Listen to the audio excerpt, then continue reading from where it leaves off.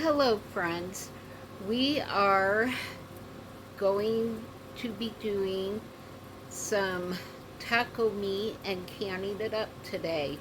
So I noticed last week when I made my tacos that I only had a couple jars of taco meat left. I really love having that on my shelf. It makes it shelf stable. It lasts for a long time, and you have a quick, ready to go jar of taco meat on busy days that you don't have time to stand and cook your meat at the stove all day. So I already have my meat all browned up, and I've added the taco seasoning. I just added some of this. I actually added quite a bit of this because I have a big pan of ground beef. I think it was probably at least 2 or 3 tablespoons. And then I also added a couple cups of water to it because, again, it was a big pan of ground beef, and I want to make sure that I have plenty of that juice in my jars so that the meat can soak that juice up as it cooks in the pressure canner. Now, when you're canning ground beef, you don't need to cook it all the way through and make it well done like you usually do when you cook taco meat, because it is going to cook in the pressure canner for 75 minutes. So you really don't need to cook it all the way. You do need to cook it so it's no longer pink, but you don't have to cook it until it gets that crust on it that it usually gets when you brown your ground beef. So it just needs to be cooked till it's no longer pink. And we're gonna go into the kitchen. I'll show you the taco meat, and we will start filling up the jars. The canner's ready to go. The meat's been cooling. One of the rules of canning is you either do hot food, you boil your jars and get them hot, and you have hot lids and rings, or you have room temperature food, room temperature jars, and a room temperature canner. So that way everything heats up at the same time and you're not shocking your jars. If you do hot food, hot jars, and hot lids, you have to also make sure that your canner is hot when you put your jars in so you don't shock the hot jars by putting them into cold water. So that is one of the biggest rules of canning to remember. Just hot food, hot jars, hot lids, hot canners. Cold food, cold jars, cold lids, cold canners. If you remember that, you should not have any problems when you can things. The main times you will be heating your jars up is when you are water bath canning, because those do have to go into boiling water after you get your food in. So the food needs to be hot, the jars need to be hot, and the lids and the rings need to be hot so that they can then go into the hot canner. Otherwise, if everything's at room temperature, you're good to go. So let's go into the kitchen and let's get to canning.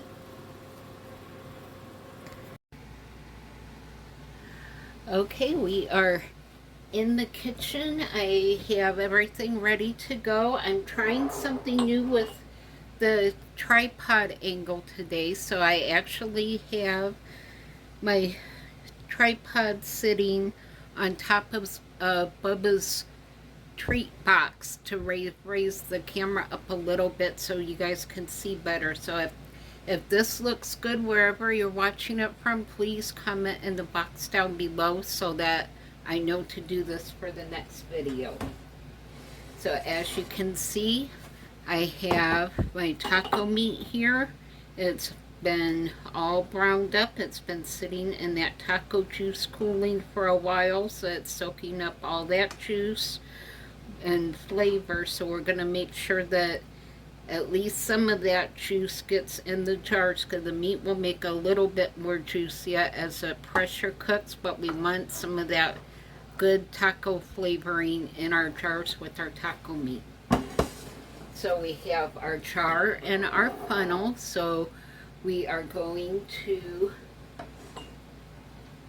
just fill up our jars to 1 inch of headspace.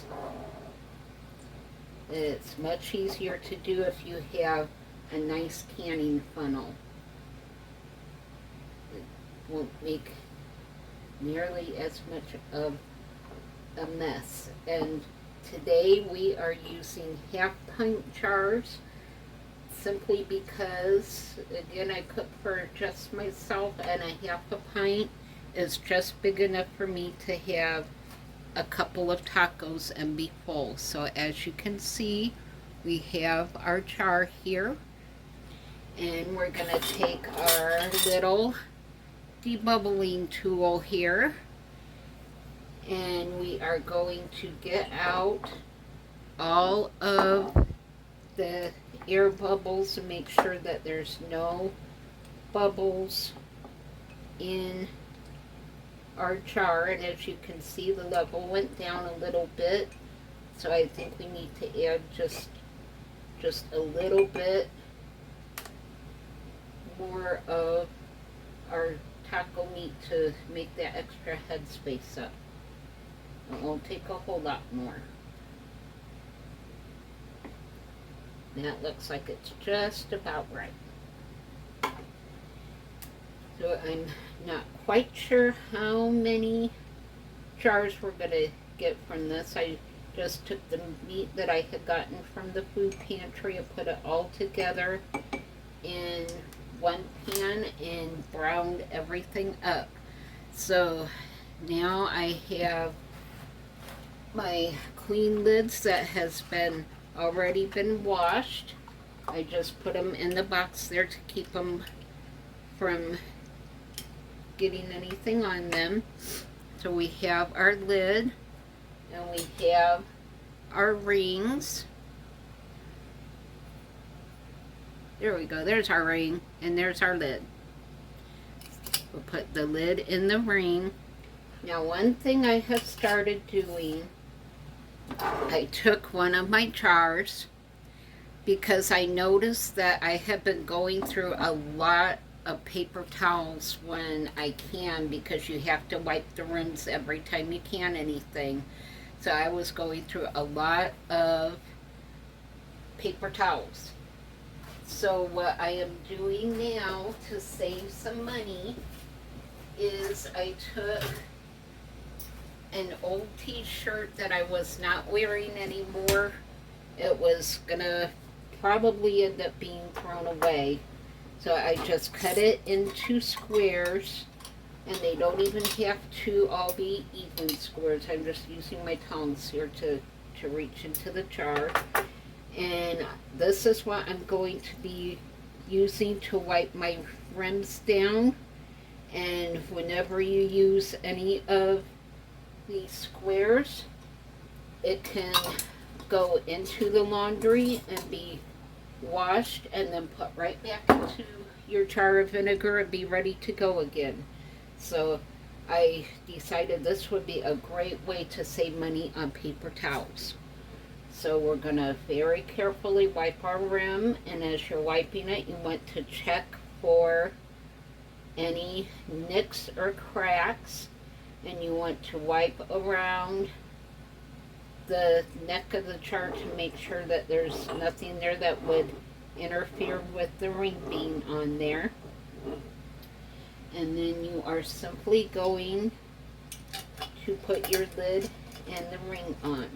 Now, these are just regular mouth lids and rings. These fit pints and 1/2 pints. So you just want to put it on fingertip tight. I put mine on snug, otherwise I've had lids come off because they weren't on tight enough. You just don't want to crank the lids on, otherwise your lid may buckle and not seal. So you just want it on there so it's good but not super tight. And that is one jar filled, so I will bring you back when I have the rest of the jars filled and the lids on and we're ready to go. Alright, look at that. We have 10 beautiful jars of taco meat. Now, I really haven't canned half-pint jars in this pressure canner yet, so I'm not sure exactly how many I can get in there, but if I can't get them all in, I will just put a jar in the refrigerator and do for my supper. Maybe tomorrow night I'll do something with it. Those look so pretty already, and we haven't even gotten them in the canner yet. So let me turn you over to the canner and just scooting my box over so I can get you up to a good camera angle. And let me raise you up just a little bit. As you can see, Ethel is a big girl when she's on my stovetop, so I want you guys to be able to see inside. For my new subscribers, this is my Presto canner, whom I've named Ethel because we have some great adventures in canning together. So I'll just make sure that she is centered on the stove, and we are ready to start putting in our jars. So again, we are doing room temperature food, room temperature jars, and a room temperature canner. So everything is all starting out at the same temperature so we don't shock and break our jars and ruin the food content inside the jars. So we'll get these in, and then we'll get the lid on, which, as y'all saw in my last canning video, I sometimes struggle with getting the lid on, so we'll see how it goes this time. Sometimes getting the lid on is the hardest part of the canning process, so we will see how that goes. And it looks like I might be able to get these all in here.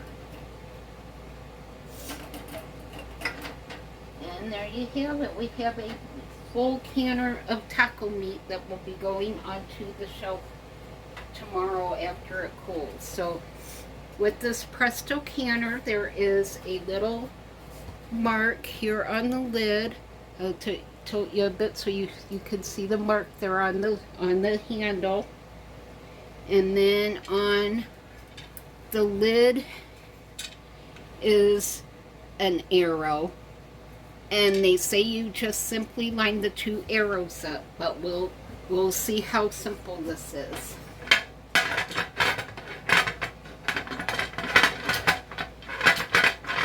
Alright, as you can see, it is not as simple as they say, but I think I got it this time. So then you just simply lock it in place. And sometimes it locks in very tight, but that's what you want. And you can see the handles here are all lined up. We'll make sure that she's even on the stove. And then you want to turn your stove on.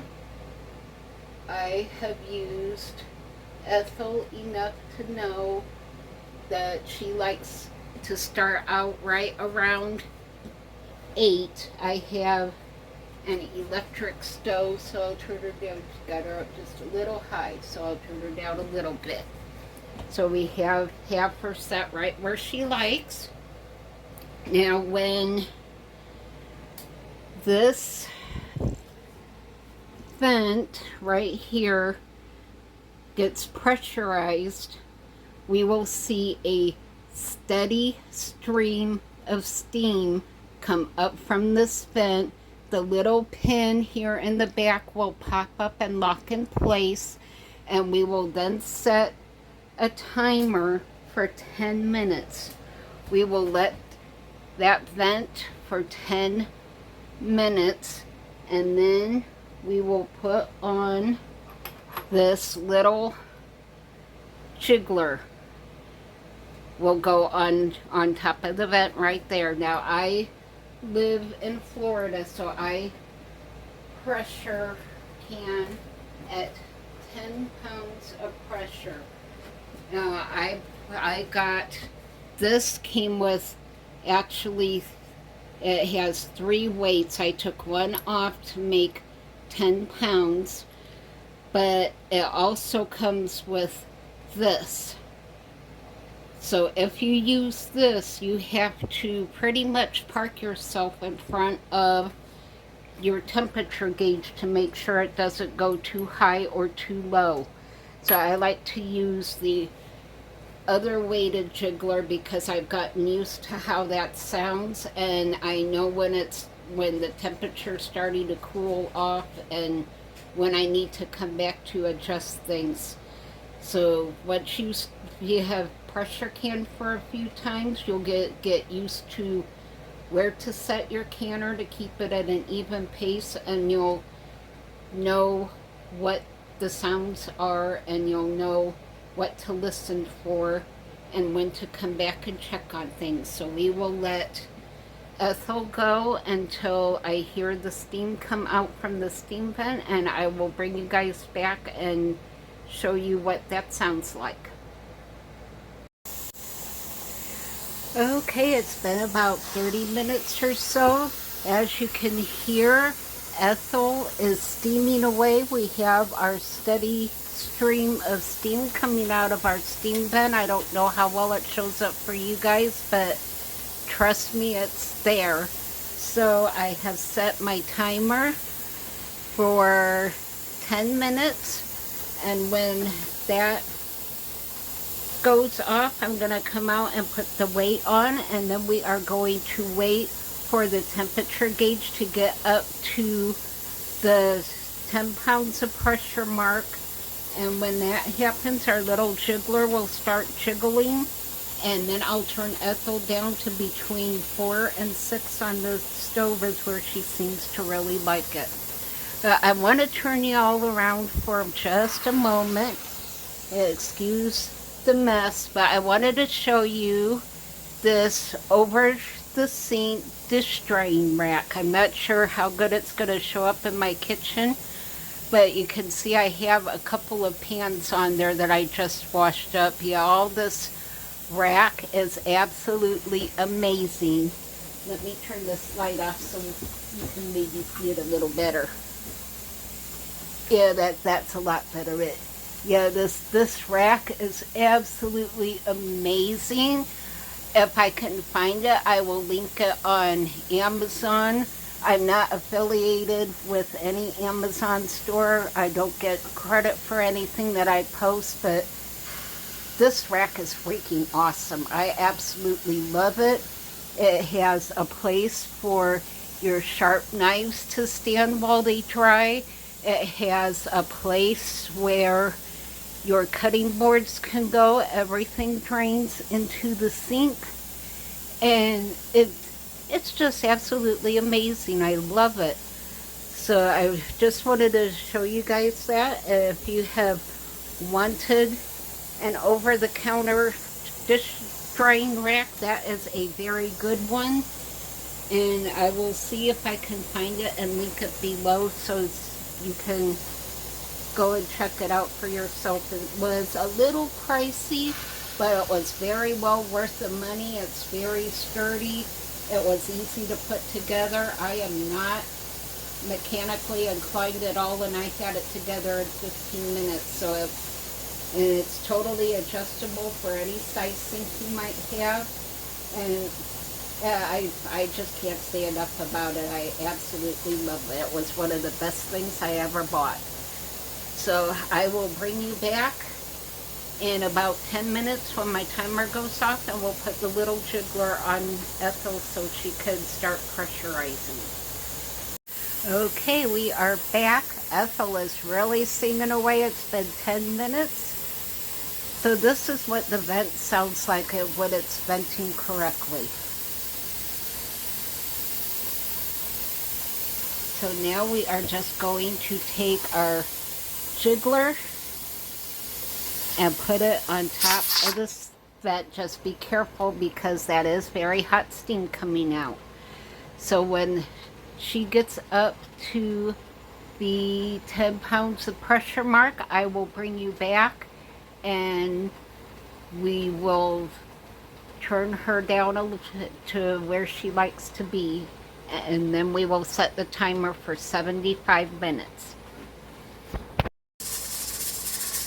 Okay, we're back. That didn't take long at all for Ethel to get up to her 10 pounds of pressure. In fact, she went just a hair over, so I turned her down. It's okay if she goes over a little bit. You just want to make sure she doesn't get into that warning zone. So as long as she's close to the 10-pound mark, she's okay. You can see she's not off by that much, and she'll cool down a little bit. But you can see the jiggler's doing its nice little hula dance. So I will set the timer for 75 minutes, and we will come back, and I will very carefully turn the stove off, and then we will let the temperature gauge here get all the way back down to 0 before we even attempt to go any further. So actually, I'll probably just bring you back after that gets down to 0 and I can crack the lid open. So we'll be back in a little while. And we are back. You can see that the dial is down to 0. I've already heard jars pinging away, so I think my jars are pretty much all going to seal. So I'm going to very carefully take this off. Now set you guys down so you can see what I'm doing. And I'm going to very carefully turn these handles so that the lid opens. Now this is very, very important. Always make sure that you lift the lid away from you. These handles are very, very hot. You can see the steam coming out of Ethel.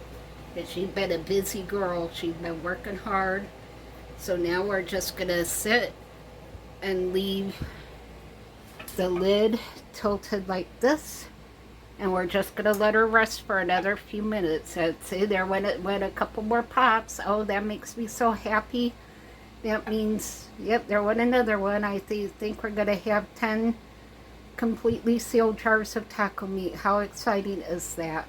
So I will bring you back when Ethel cools down and rests for about 5 minutes. All right, we are back.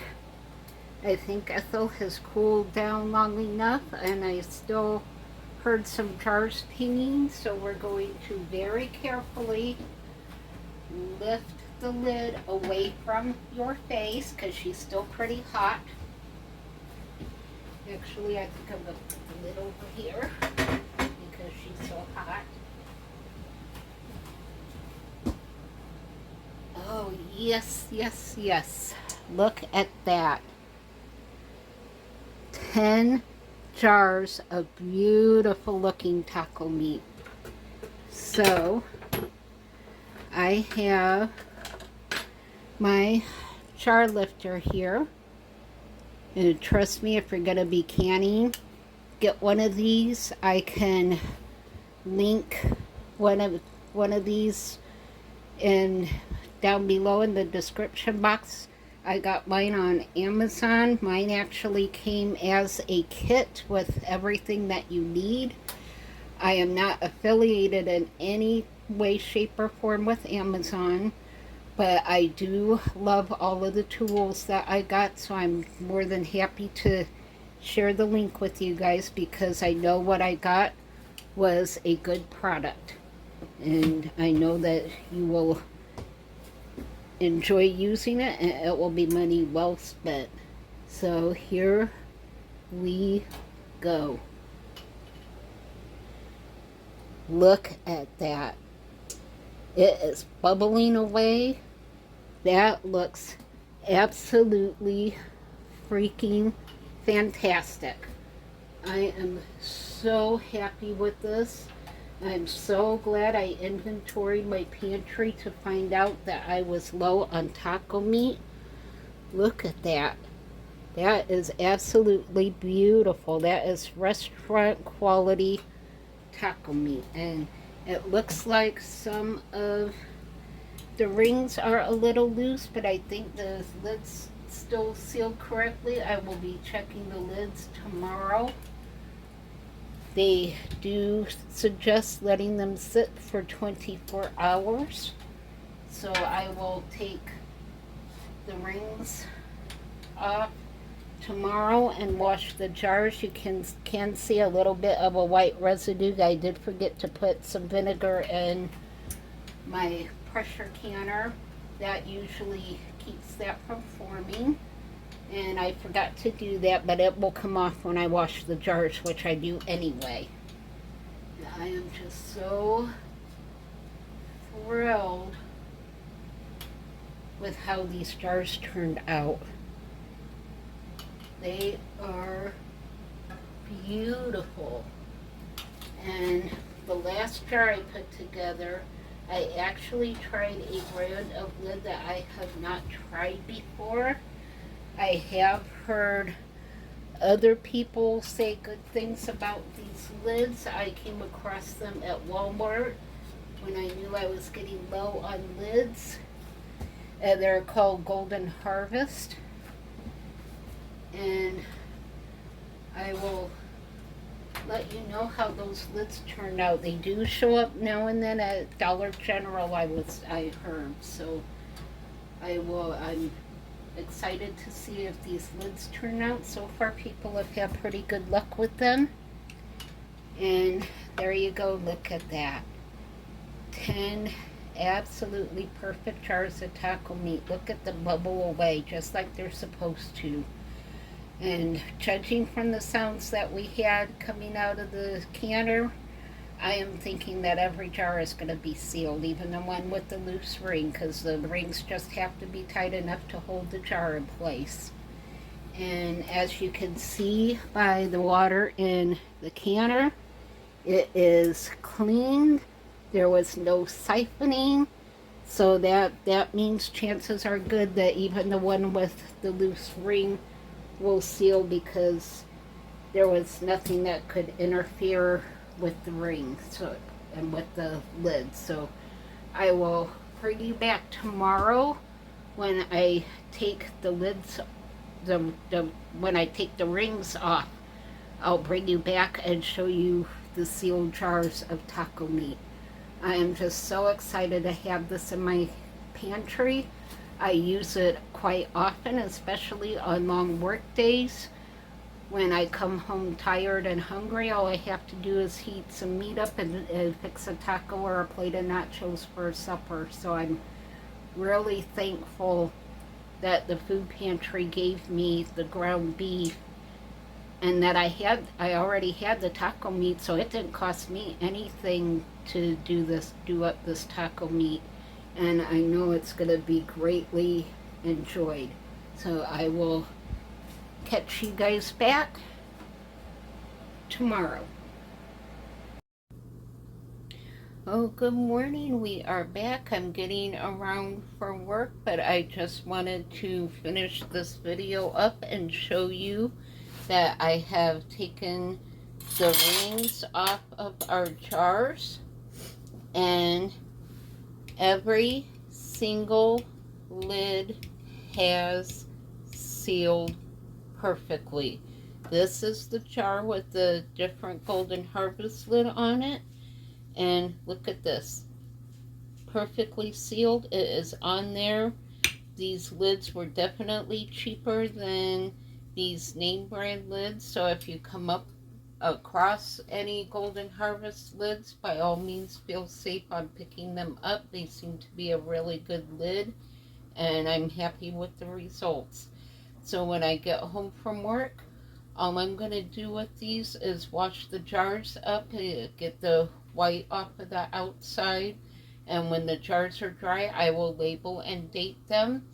I will put 3 or 4 of the jars in my working pantry. I will put the 2 jars that are in there in the front so that they can be used first, and I will put these newer jars in the back, and then I will put the rest of them in my long-term pantry so that when my working pantry gets low on taco meat, I can go into my other pantry and pull out a few more jars to replace it. And as my other pantry gets low, I will know when it's time to can up some more taco meat. So that's it. That is the entire process for canning meat. Nothing we did was very difficult at all. It does take a lot of time, so you have to be committed to the time. You cannot rush any of the steps or the cooking times or the cooling down times. Those are all things that you have to be committed to when you start the canning process. As long as you're willing to do that, you can pretty much can up just about anything you want. There are a few things that they don't recommend that you can, so do your research. YouTube is a great place to find canning videos. You can pretty much find videos on just about anything you want to can, as long as it's safe to do it. There's going to be a video on there for it. And you can also go to Google and type in what you want to can, and you'll get a lot of different places that can help you out. So give canning a try. I love it. It's become a passion. I love being able to save my meals into smaller jars for single serving meals, and I love especially having soups and chilies in my cupboard that I can just pull out and have whenever I'm tired or not feeling good. All I have to do is heat it up and it's ready to eat. So I will get this edited later today when I get home from work, and it will be premiered later this week. I'll make sure to link my dish drying rack down below, and if you've ever wanted an over the sink dish drying rack, that is a really good one. I think you would really like it. So that's it for this video. I'm heading off to work, and I will see you all in the next video.